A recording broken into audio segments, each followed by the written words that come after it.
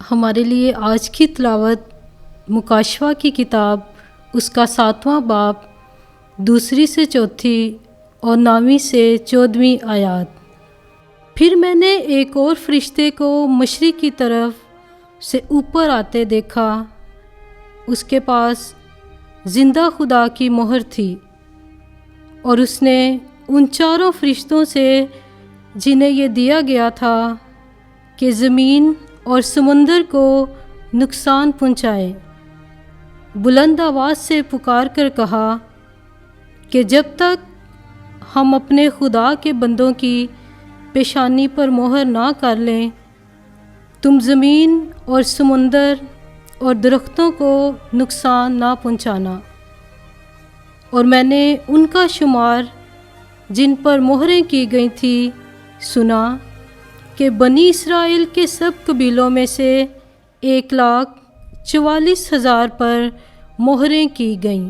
ان باتوں کے بعد میں نے نظر کی تو کیا دیکھتا ہوں کہ ہر قوم اور قبیلے اور امت اور زبان میں سے ایک ایسا بڑا ہجوم جسے کوئی شمار نہیں کر سکتا، سفید جامہ پہنے اور اپنے ہاتھوں میں کھجور کی ڈالیاں لیے ہوئے تخت اور برے کے حضور میں کھڑا ہے، اور بلند آواز سے للکار کر کہتا ہے کہ نجات ہمارے خدا کی جو تخت نشین ہے اور برے کی ہے۔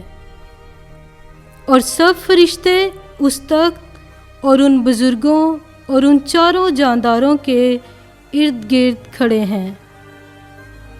پھر وہ تخت کے آگے منہ کے بل گر پڑے اور خدا کو سجدہ کیا اور کہا آمین، برکت اور تمجید اور حکمت اور شکر اور عزت اور قدرت اور قوت ابدالآباد تک ہمارے خدا کو حاصل ہے، آمین۔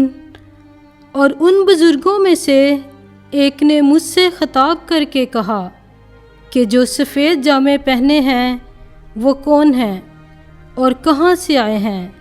میں نے اس سے کہا کہ اے میرے آقا، تو ہی جانتا ہے۔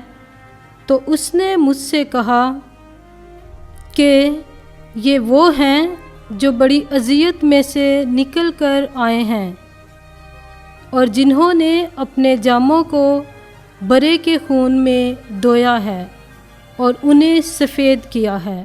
پاک کلام کے پڑھے اور سنے جانے پر خدا کی برکت ہو، خدا کا شکر ہو۔